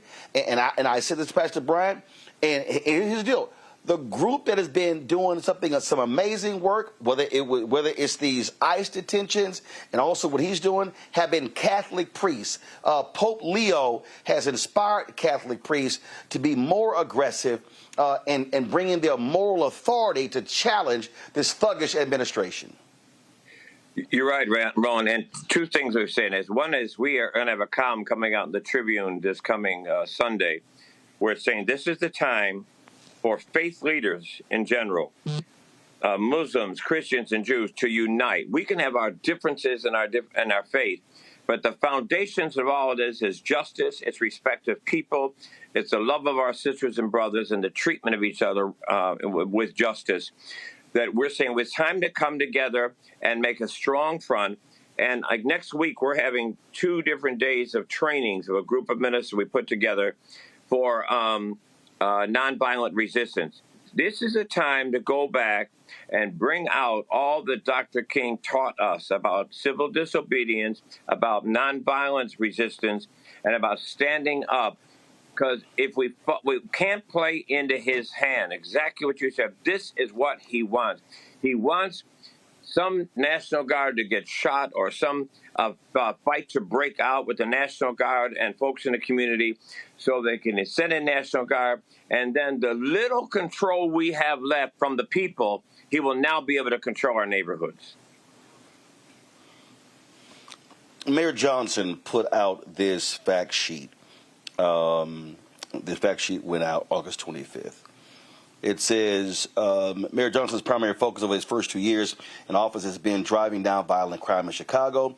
Since taking office, Chicago has recorded historic reductions in crime and violence as the Johnson administration has implemented a holistic approach to community safety. In the first 6 months of this year, Chicago has seen a 33% reduction in homicides and a 38% reduction in shootings. To improve police clearance rates, Mayor Johnson added detectives and restructured the Detectives Bureau at the Chicago Police Department to more efficiently allocate resources. The work has resulted in a citywide homicide clearance rate of 77.4%, the highest in more than a decade. To address the root causes of violence, Mayor Johnson has doubled the number of mental health professionals responding to mental health crisis calls, expanding youth summer employment by 47%, and enhanced partnerships between police officers and community violence intervention groups. Most recent year-to-date statistics: overall violent crime down 21.6%, homicide 32.3%, overall shooting incidents 37.4%, multi-victim shooting incidents 44.6%, robbery 31.9%, vehicular hijacking 49%, aggravated assault 18.1%. We're seeing the same thing in Baltimore. And what Trump is not doing, and Governor Westmore said, hey, you want to see what's happening? Why don't you bring your butt over and see it? That's the issue that even national media is not focused on. See, they're listening to Trump and running the sound bites. What they're not saying is, okay, how did y'all actually do it? Because that's the blueprint. The blueprint, Joe Scarborough, the blueprint is not, hey, more cops. No, the blueprint is, how did you achieve these reductions in violence, and how can we now redouble those efforts so we can have overall shooting incidents not down 37.4%, but down 75, 80%. That's what makes sense, though, Rowan. That's what the smart thing would be, to say, hey, what's working in these different cities, that crime is coming down, violence is coming down, relationships are being built between police and community, the street intervention is working. How do we support this and take it all the way down? And how do we use this, as you said, a blueprint for other cities, and particularly all these red cities where violence is way higher than Chicago right now? But the truth of the matter is, he doesn't give a damn about the violence. He doesn't give a damn about what's going on in the streets. It's just his political theater to go into Democratic states and states where there's states where there's large African American communities that did not vote for him, that did not support him, and bring in suppression, bring in fear, bring in chaos, and then create this theater argument. Well, I'm here to help. You're not here to help because you don't want to know what's working. All you want to do is come in and be the dictator in places where he's not been able to control yet. And yes, the end game, create the kind of chaos that will bring about violence. He doesn't want to bring the violence down. He wants to push the button of violence and bring it up and have people in the streets. Questions from a panel. Randy, you're first.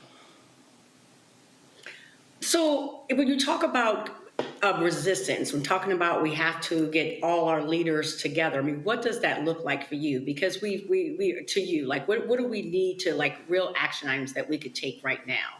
Because I think we're talking in large, in like these big ideas, but I think people really are wanting a plan of action. Like, where do we start? Well, I think what we're trying to do right now is like next week, we're asking ministers and young people to come together and go through a training, first of all. We've got to be prepared so when they come in with an aggressive force, we don't react to that. I think one of the problems we've had in the past is we have spent too much time responding to what Trump is doing. Shame on us. We're responding to a Project 2025. We should have had our own Project 2025 to put out to make him respond to us.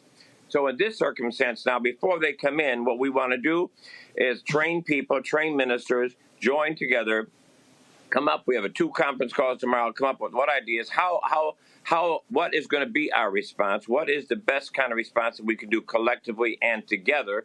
And then make sure we're doing training of our young people to be peer leaders on the streets of nonviolent resistance. So I think it's the training. I think it's the coming together.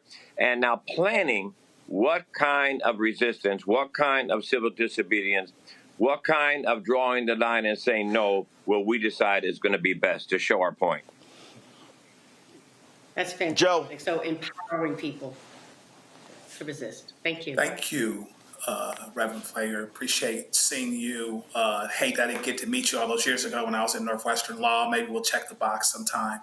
But you've been through a lot of hills and valleys doing what you've been doing. So tell me how you encourage your parish now. Because of the hills and valleys you've seen days in Chicago where, of course, crime was a problem, but police relations was a problem as well. That seems to have improved on some level.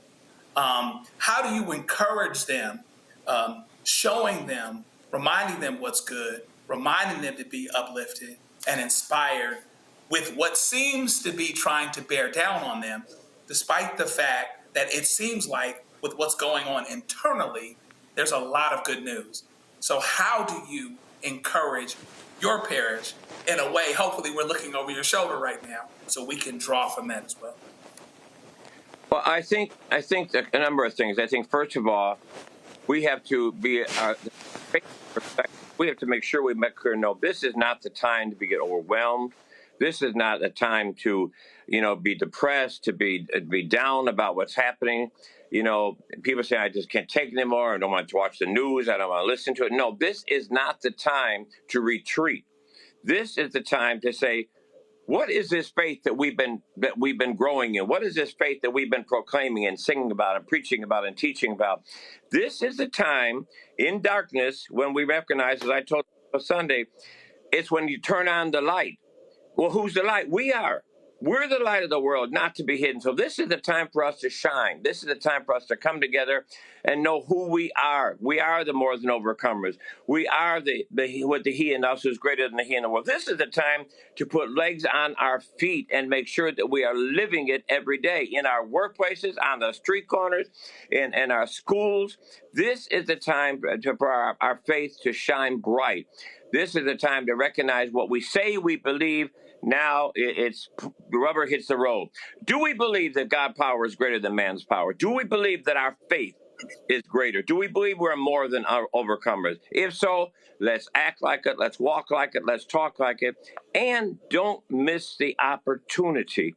And that's what I keep telling the multi-faith leaders.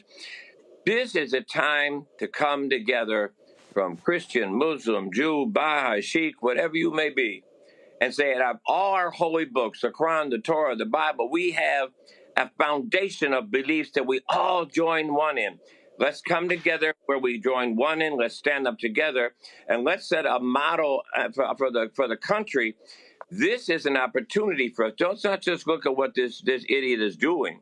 This is an opportunity for us to shine brightly and to take back the narrative. As the Christian church, we have been too quiet for too long and allowed the crazy right-wing evangelicals to become the new spokesperson of Christianity. That ain't Christianity. That's not Jesus. That is created Christianity. Now it's time for the real Christianity to stand up, be tall, be strong, be bold, and be unashamed about it. Amen. Thank you, sir. Mustafa. Reverend Pfleger, you make me want to go back to service right now instead of waiting till Sunday. I want to thank you for your leadership. Hazel Johnson was one of my early mentors over in Oakdale Gardens. So that's where I learned my social justice work. You know, she would often help to point out the beauty of Chicago. Now, folks will often demonize our communities and paint them in the vision that they have. You've spent a lot of time in Chicago.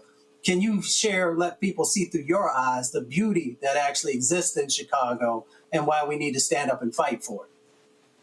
Well, I think one of the beauties is that Chicago really is, I know logistically we're in the heart of America, but I think Chicago really does have the heart. It's real. It's a big city with a little city feeling.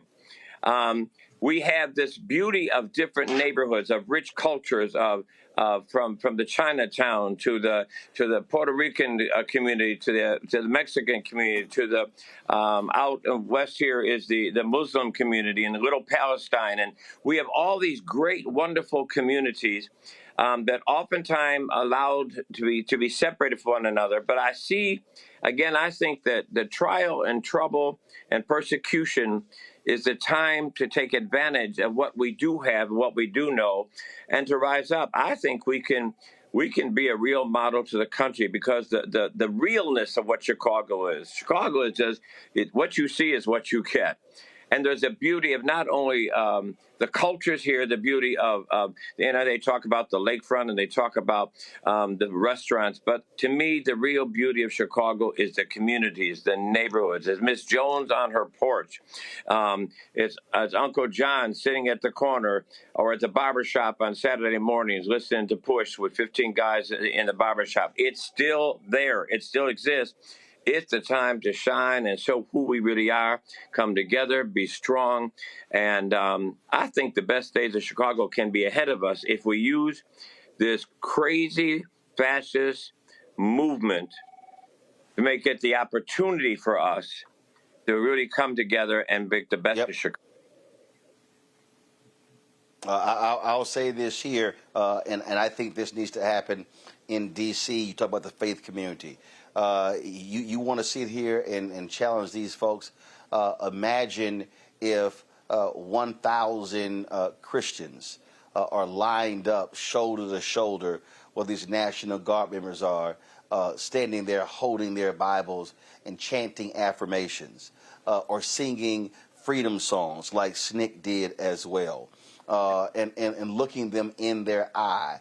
See, to me, that's sort of the movement that's to happen. Secretary of Defense Pete Hegseth, you think you are super Christian?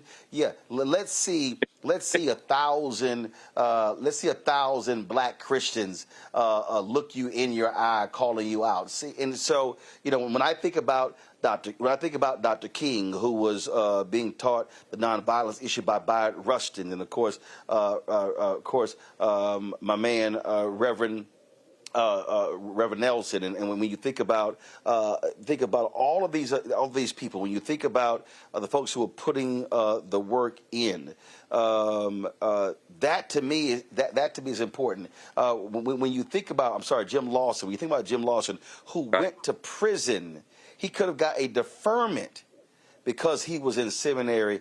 He chose to go to prison because he said he did not believe in war to that extent and was not going to take that. That has to return, because people cannot miss what you said earlier, and I said the exact same thing. They are itching for a fight. They want people to lash out, and we cannot give this thug what he wants. No, and Rowan, we've got to set the parameters for the fight, not him. He wants a fight of violence. We've got to show a fight of power and of faith and of conviction, like you said, of standing there and saying, here we are. Tell us what you're going to do. Go to those corners where if he comes here and tries to put National Guard, and fill those corners with people. Every single corner, wherever there's National Guard, have people surrounding them and fill them and stand there with our Bibles, with our Quran, with our Torah. Stand there and let them know. You think the problem is he thinks he's got the power, and we keep surrendering like he has, but he don't have no damn power. We have the power and our faith, and this is the time to put feet on our faith and get up out of our churches. And then if they come, every sermon in every church, synagogue, and mosque ought to be that weekend. The church has left the building. And that's when, as Dr. King said, you become the protagonist and you make him and them the antagonist. That's right. There you go. There you go. That's what's got to happen. Father Pfleger, always a pleasure to chat with you. Yes, sir. Yes, sir. Absolutely. Keep us abreast of what happens. We're right there with you. Appreciate you. Much love, Rowan. Thank you all. All right, much love. I appreciate it. Thank you very much. Folks, going to a break. I'll be right back. Right here, Roland Martin Unfiltered on the Black Star Network. First of all, YouTube folks, y'all should be hitting that like button. We should easily be sitting at 2,000 likes. While y'all messing around, y'all commenting left and right, but y'all ain't hitting that like button. Yeah, I see. We'll be sitting right here, almost 4,000 people commenting, and I'm looking at 1,100 likes. So when I get back, I should have at least 2,000 likes right here. Okay, so y'all get going. If y'all want to support the work that we do, don't be sitting there trying to ride for free. Your support is critically important. We're asking $50 each, $4.19 a month, 13 cents a day. You can't do that. If you do less, hey, we understand. We appreciate that. If you can do more, we appreciate that. But again, your support matters. So support us. Now Bring the Funk Fan Club. Go to use the Stripe QR code to give to be a Cash App. You see the QR code right here. Go to RolandMartinUnfiltered.com for the link.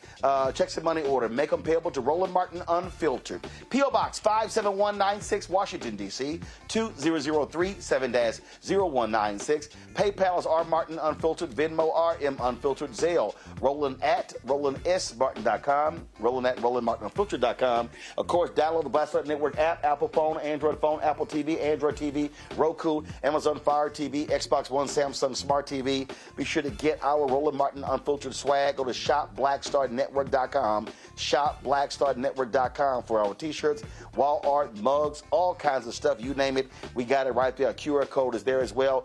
And when you support us with those products, that money comes back right into the show. And of course, we also want you to get my book, White Fear, How the Browning of America is Making White Folks Lose Their Minds. All the stuff you're seeing right now today, y'all, I call that. That book was published September 2022, and nothing has changed. All right, folks, be sure to get the audio version I read on Audible. All right, I'll be right back right here on the Black Star Network. Next on A Balanced Life, here on Black Star Network, we're talking what it means to be a balanced young adult and turning 21. I know 21 is one of those ages where you think you're grown. You can do whatever you want. The law says that you can. But what are you packing in your 21-year-old toolkit that will allow you to not only survive, but to thrive? You have every right to make whatever decision that you want to make, okay? Because you're grown. Don't go out here and do something and then want to come back and expect somebody else to clean it up for you. That's all this week on A Balanced Life with Dr. Jackie here on Black Star Network.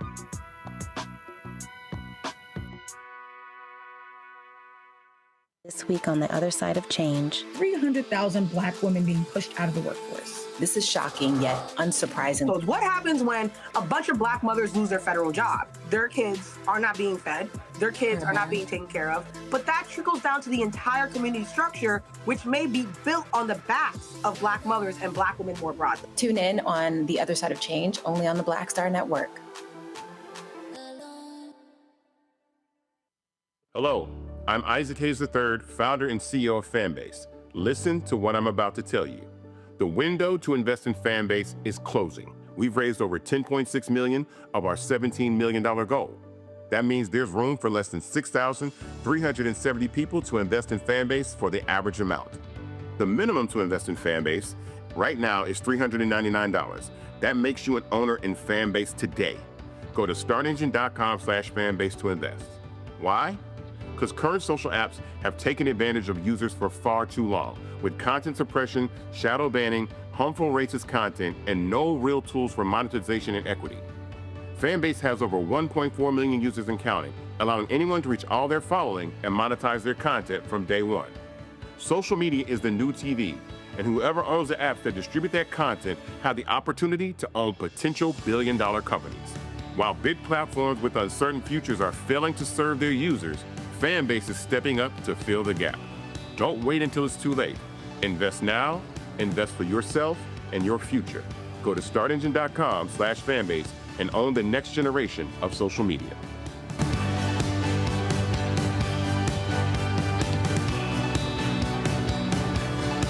Next on the Black Table with me, Greg Carr, we welcome the Black Star Network's very own Roland Martin, who joins us to talk about his new book, White Fear, How the Browning of America is Making White Folks Lose Their Minds. The book explains so much about what we're going through in this country right now, and how, as white people head toward becoming a racial minority, it's going to get, well, let's just say, even more interesting. We are going to see more violence.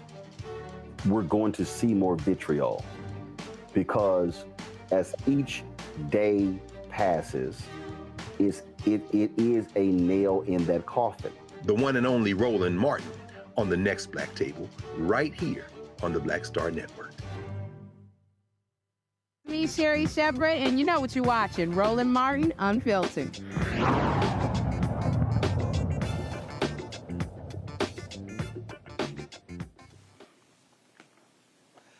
Well, I've told y'all numerous times how much of a liar Donald Trump is, and of course, we're seeing that where he just lied about, how Governor Westmore was praising him and saying how he's the greatest president ever. And then these idiots at Fox News thought they had the video saying, we got it. It proves what Trump said is correct. No, it doesn't. Roll it. This, a bit of he said, she said brewing between President Trump and Maryland Democrat Governor Westmore. I met him at the Army-Navy game. They said, there's Governor Moore. He'd love to see you. He came over to me, he hugged me, shook my hand. You were there. He said, sir, you're the greatest president of my lifetime. I said, but it's really nice that you say that. I'd love you to say it publicly, but I don't think you can do that, so it's okay. And then every time I see him on television, he's knocking the hell out of me, but that's all right. That's called politics. Knocking the hell out of him. Westmore is posting on social media saying that President Trump can't walk, but maybe he should walk the streets of Baltimore. It didn't take him long to respond to the president there in the Oval Office. He said, LOL, keep telling yourself that, Mr. President. It'd be wild, though, if only we had the footage that President Trump had referenced about them meeting at the Army-Navy game. And thanks to the Art of the Surge on Fox Nation, We have the footage. Mr. President, welcome back to Maryland, sir. Welcome back to Maryland. It's good to see you. In person, too. Thank you, sir. Great to see you. Great to see you. And great to have you back here. Thank you, sir. Thank you. Thank you. Well, we are very, very anxious to be able to work closely with you. And I know the key bridge is something that we're specifically focused on. It's going well. I mean, we spoke with Speaker Johnson yesterday, and Speaker Johnson says he believes that we're close to the 100% cost share. And the thing is, I told him when we get that 100% cost share done, we are going to be able to go over the key bridge under your watch, because I will have it done in 28. On time and on budget. We'll help you out. Thank you, sir. We didn't hear their greatest president ever, but we did hear a lot of enthusiasm and so excited to meet you, Mr. President. Who's telling the truth? We'll let you decide. Now, I done told y'all Will Cain is stupid. That was literally the dumbest shit I ever heard in my life. Who's telling the truth? We'll let you decide. Idiot. What Donald Trump said happened is an absolute lie. Will Cain, you kiss more Trump ass than Melania. I told y'all that boy ain't smart. We'll let you decide? Well, we didn't hear the greatest president ever, but we heard lots of, great to see you. He's the governor of the state, dumbass. That's what governors do. No different than when Gavin Newsom went to the tarmac when Trump came there after the fires. Like, what the hell is wrong with these? Fox News literally is stupid people television. It's stupid people television. The hosts on that network, they are liars. They will cover. Donald Trump could kill 1,000 people, and they will cover for him, say, oh, no, they all had it coming. Will Cain, you know better. But you got to kiss so much Trump ass to kiss your check. Just like Sean Hannity and Laura Ingraham and all the rest of the people on that network. That's why you idiots had to pay $787 million to Dominion, because you lied about the election in 2020. And then you got another lawsuit against you, and I hope they get billions out of you because y'all are liars. I mean, my goodness, Joe, how stupid can you be to say, well, we'll let you decide who's telling the truth, when you just showed Trump lying, and the video you showed does not contradict Governor Westmore said he's lying, but ignorant, dumb Will Cain goes, we'll let you decide. It really doesn't have to be deep. Trump says that Governor Westmore said X. You run the tape like you're really doing something, and Westmore doesn't say what President says he says. That's the end of the story. Mr. President, he said you said this. You said he said this, and he didn't. Here's the tape. Why would you say that? As opposed to, well, okay, he didn't say that. Moving target. Moving target. Lower the standards. Well, he didn't say that, but boy, he sure was complimentary. Well, some of us don't, start battles unless they happen. Don't start none, won't be none. A president is supposed to be, governors and presidents are supposed to be cordial. Mayors and governors are supposed to be cordial to the extent that they can be. You can have political differences, but still greet each other at a football game. So, yeah, to your point, it's crazy how he can totally lie, not tell the truth at all. And it's okay. It's okay with, quote, journalists, people that are supposed to check folk for truth, people that are supposed to put a mic in front of somebody and said, you said this happened and it actually didn't, and we've got the tape and we've got the receipt. What does this say about you? What does this say about your character? Why should people disagree or agree with you or believe you when you say X, Y, or Z? So it shows you where we are now. It shows you, what's happened with the media and how far it's moved. It shows you the whole Fox thing. It doesn't matter what the president actually says and whether he tells the truth or not. They're going to still gloss over it, cover it up, etc.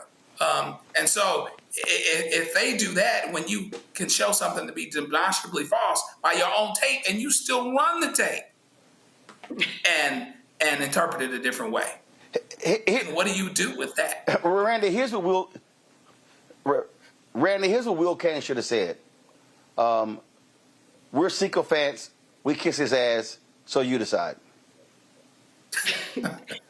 That's what he should have said. But, you know, he's going to get away with what he did. Because the one thing about him leaning towards Trump and kissing his ass more than Melania, as you said, which is hilarious, is that so do the people who watch Fox. So they will look at that tape and say, I mean, they literally will say, oh, no, he said it. Trump was not lying because I saw the tape. And even though the tape didn't say that, they will make that conclusion because that's what they want to believe about their felon in charge. So, yeah, I mean, he gets away with lying so much because he has a bunch of dumb people following him. And then we have seen the complete crumbling of journalism, which is such a vital part of, you know, maintaining a democracy so people can make real decisions. But, you know, because we now have this yellow journalism and they really are just going to say whatever they have to say to uphold their leader, you know, there is nothing that's non-biased. So, it is sad. I mean, the whole Fox engine is scary, but effective. I mean, Mustafa, Will Cain's, hey, we have the tape. Oh, my God, this is awesome. Well, it doesn't really show him saying that, you know, you're the greatest president of my lifetime, but, ooh, boy, they were cordial. There were such greetings. Well, that's part of the problem for Fox News. They're so used to this MAGA idiot being so disrespectful and nasty that they forgot what it's like when you have a president or an occupant of the Oval Office who knows how to be cordial to a mayor or a governor and who doesn't chastise them and call them names in their face like the uncouth individual who Will Cain loves to kiss the ass of. Yeah, you know, you've got some hosts out there who evidently just don't do the work, right? You know, you got hosts who just take a script and just move forward and have no real, you know, connection to the information that they're actually, sharing. So it really looks like that. It's like you don't know what's coming up. You don't know what's inside the clip. And then you try and smooth it over. So, you know, maybe Fox just needs to actually make sure that the individuals that they hire actually have the chops to do the job. But, you know, that's for them to decide. I don't watch Fox News. No. Fox execs like lying. They allow lying. They encourage lying. They tolerate lying. Their whole network is built on lies. Well, I get that. I mean, I know it's all about misinformation. We talk about it on the show, and that's how they thrive because they understand that most people are not going to do any research on it. They're not going to think critically about what is being shared. So that is just what it is. You know, for other folks, I hope that they're actually going to do a deeper analysis when somebody says something, actually check it out for yourself and make sure that there's real truth in what's being shared. And that's for all media. I was just going to say that I've been out with presidents before, so it is about a level of decorum. It is about, making sure that you're showing a level of respect. I've seen governors of different parties meeting with presidents, and that's what they do because that's what you're supposed to do. So for them to try and twist it and do all these other types of things, once again, it's just a part of the disinformation and misinformation that they think is what folks are going to tolerate. And unfortunately, we do see that sometimes. And that's why, whether it's this network or other trusted sources, you need to be tuning in there, because if not, you'll just get caught up in this whirlpool of lies and information that is not helpful to the real issues that we should be talking about. Folks, these people will lie about lies. That's who they are. They are scared to call balls and strikes. And I can guarantee you, if President Joe Biden had said what Trump said, and they had the video contradicting that, they would have been like, Sleepy Joe lies. But they will never call out the lies of Donald Trump. That's why I wouldn't watch that trash network. You're watching Roland Martin Unfiltered on the Black Star Network. When we come back, our shop, blackstarnetwork.com marketplace. Back in a moment. On the next Get Wealthy with me, Deborah Owens, America's Wealth Coach, we talk about the principles of mindset, strategy, and execution. This week, we're adding a fourth, faith. You're going to hear from a mother and daughter duo who are helping thousands of Black women build wealth, all through their faith. You are more than you can ever imagine. Not just obtaining things to show that, but seeing yourself. Making your faith work for you. That's right here on Get Wealthy, only on Black Star Network.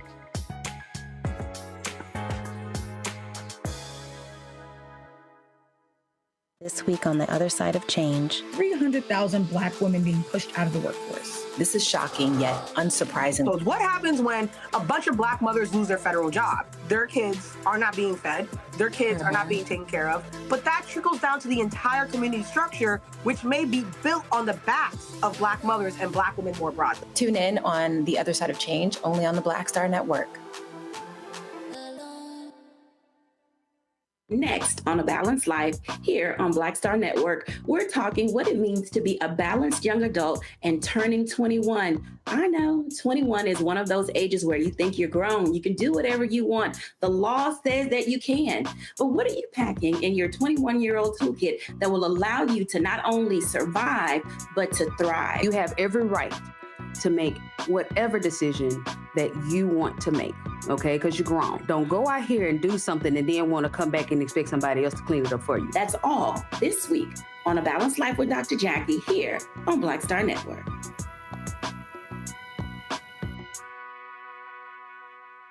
Now that Roland Martin is willing to give me the blueprint, hey, Cyrus, I need to go to Tyler Perry and get another blueprint because I need some green money. The only way I can do what I'm doing, I need to make some money. So you'll see me working with Roland. Matter of fact, it's the Roland Martin and Cheryl Underwood show. Well, should it be the Cheryl Underwood show and the Roland Martin show? Well, whatever show it's going to be, it's going to be good.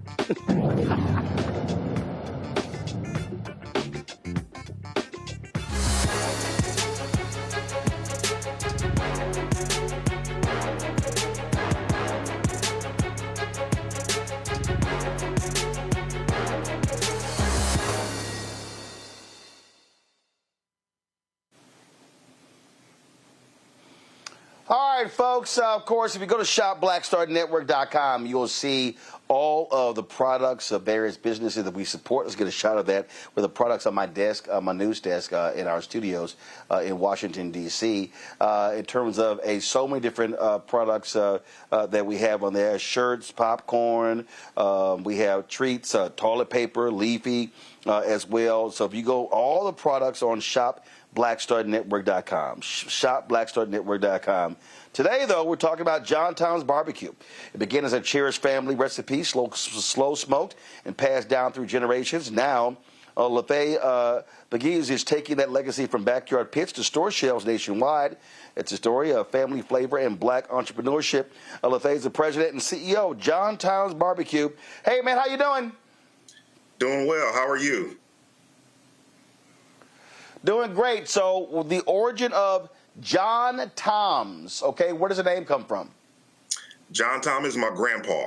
It's his first and middle name, and it's what his family affectionately called him. They were Southern from Mississippi, so they pronounced it JohnTom. But yes, John Tom is his first and middle name. He had created a barbecue. Gotcha. I'm sorry. No, go ahead. No, I was just going to say he had created a barbecue sauce, I think before I was born. So I grew up with this barbecue sauce. The whole family did. And he took it to the grave with him. We realized that when he passed away that there was no recipe. He never wrote it down. So that's kind of how I got involved. When I was in college, I just decided that I was going to try to recreate or reverse engineer his recipe just based off of memory of what he put in it. But I had no formula. So that's how I got here. Got it. And so how did you piece it back together? Were you talking to other family members? Were trying to get people to remember watching him actually do it? How did you do that? So I spent significant time with my grandfather when I was younger. And so I was there most of the times when he would make it. But yeah, you're correct. My aunties, I called them and I told them I had this idea to try to make his sauce. And so I wrote down what I remember, and then I asked them if it was something I was missing. So they told me what I was missing, and I just went to the store and start throwing stuff in a pot. Roland, this went on for nearly 5 years. It became a hobby of mine. I didn't quite get his recipe, but I came up with something that I was pretty proud of, and I let people taste it. They loved it. And so I never thought I would start a business. It was just a hobby. But I guess enough people convinced me that I needed to do something with this sauce that I had, and I did.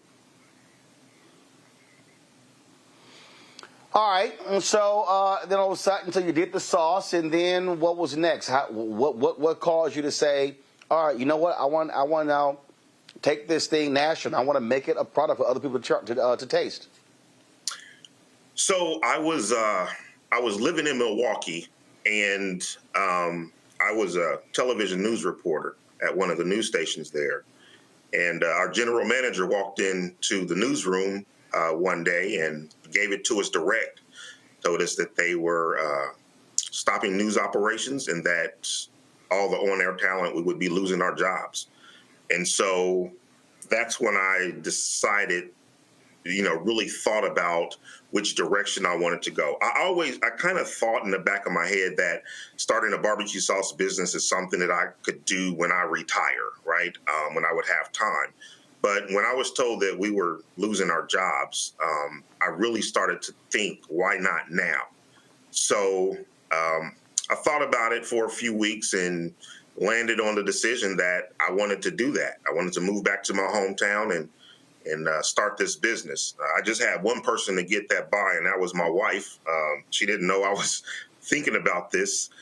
So I approached her and I said, don't think I'm crazy, but what do you think if we move back to our hometown and I start this barbecue sauce business? And without hesitation, she said, let's do it. So once I got her blessing, it was just full steam ahead. I have two business partners. One of them is my first cousin. He shares the same grandpa. And he called me one night just checking on me because he knew I was losing my job. And I shared with him that I was going to start this business. And he said, cuz, you need some help? And I said, I do. And he has a marketing background. And then I said, one more person I want to pull into this if we're going to do it. And that was my best friend, Rodney Robinson. My cousin's name is Terrell Cooper. So I approached Rodney with it. He tasted it and was immediately in. He said, I'm in. And so that was our team. So, look, oftentimes in our segment, we often talk with folks about the product and they're selling it and want people to buy it. But a lot of people just don't understand when you start talking about a product like this here. I mean, you talk about labeling, how's it preserved, where do you manufacture it, all those different things, cost of product, what type of bottle, size of bottle, cost, all this sort of stuff. And so when you were doing your market research, what was that like? And also, where do you manufacture your barbecue sauce? Okay, so doing the research, we quickly realized that the barbecue sauce sector is pretty oversaturated.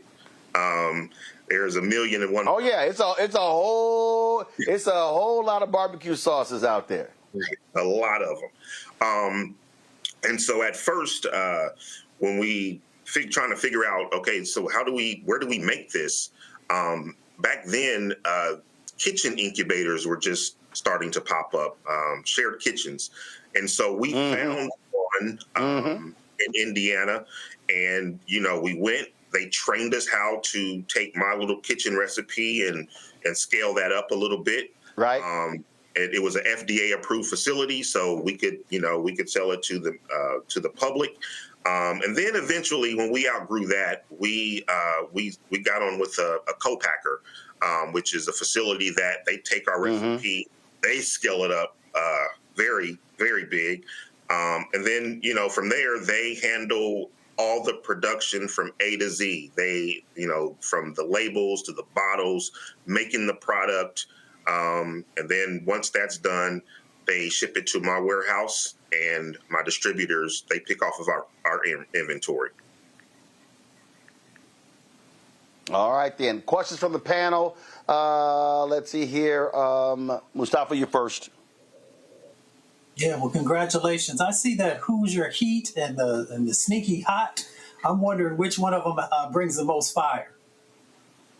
The Hoosier Heat. The Hoosier Heat brings the most fire. The Sneaky Hot, it's crazy because when we first started, I had 2 flavors, and that was the original and the Sneaky Hot. The Sneaky Hot, my first crack at it was much spicier than it is now. And I got some feedback from someone that said, hey, look, man, you live in Indiana. You might want to scale that down. So I did. But over the years, people's palates started changing, and they were asking for a spicier version. So we delivered, and we created the Hoosier Heat. It's not crazy hot. It's not like ghost pepper habanero, but I think it's a perfect heat to complement the flavor. Randy. As a fellow entrepreneur, I know that there are ups and downs when it comes to running and owning a business. What lesson did you get from your grandfather that he either told you directly or you saw from observing him that has helped you with your business today that honors him? Great question. My grandfather was the hardest worker. He and his family, they were all from Mississippi. They migrated up north, just looking for better opportunities. And he just brought with him this work ethic. He had plots of land around the city where he would maintain about 3 or 4 gardens. Would have me up on the weekends in the garden picking weeds and picking beans and tomatoes. I saw my grandfather really work hard, and the things that he did, he was always passionate about. Barbecue was his passion.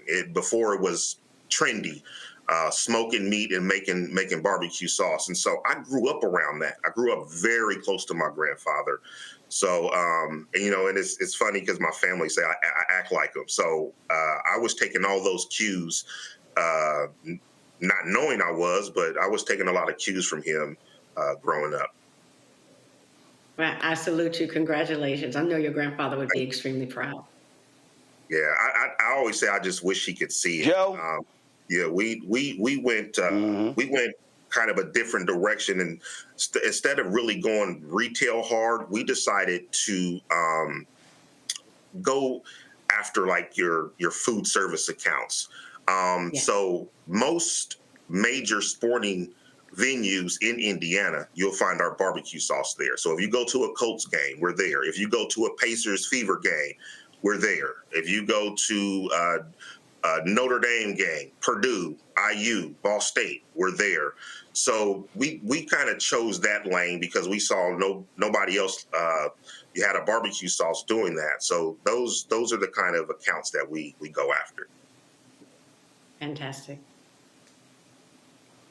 Joe? Great.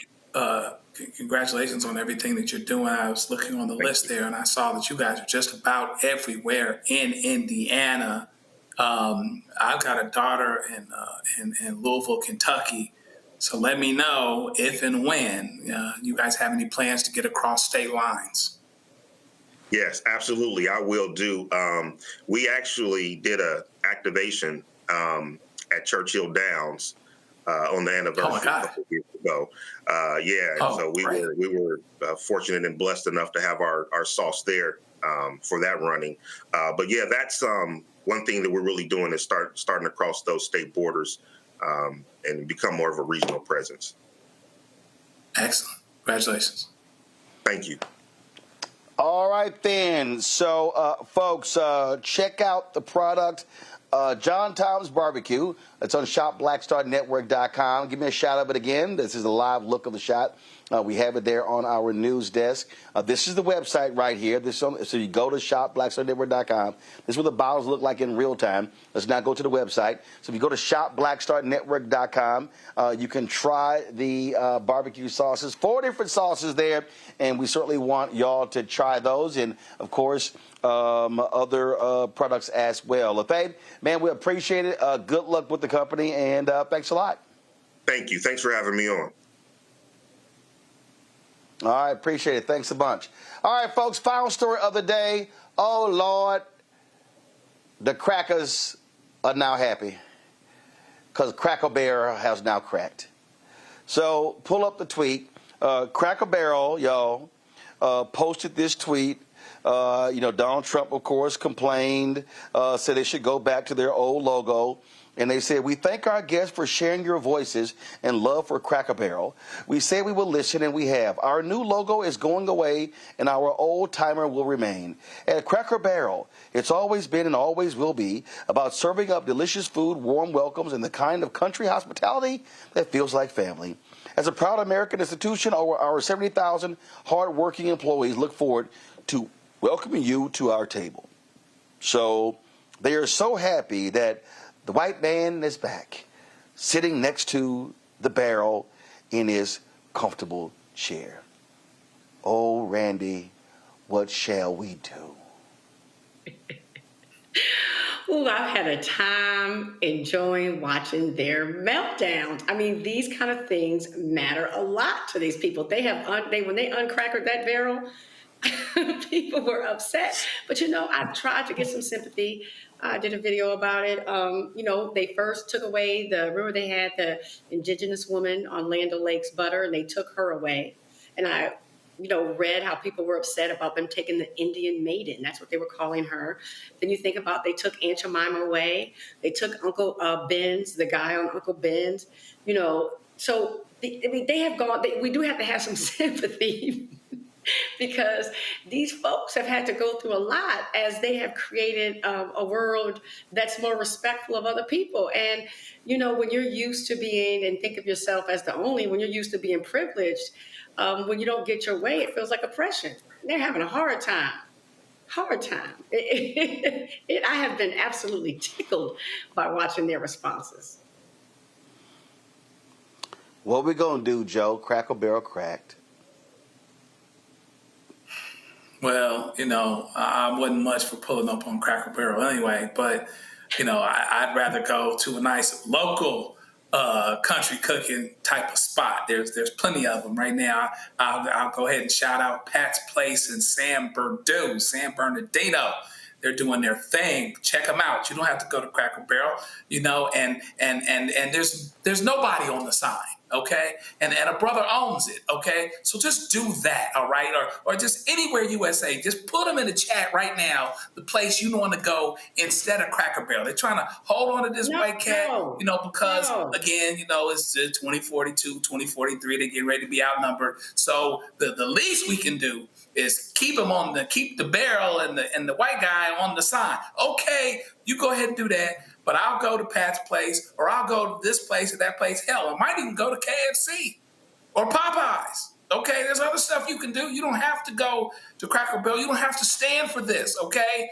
But life is going to go on. I want everybody to be encouraged that regardless of who's on the sign, it doesn't mean that you have to go. So go on and pull up somewhere else and do that thing.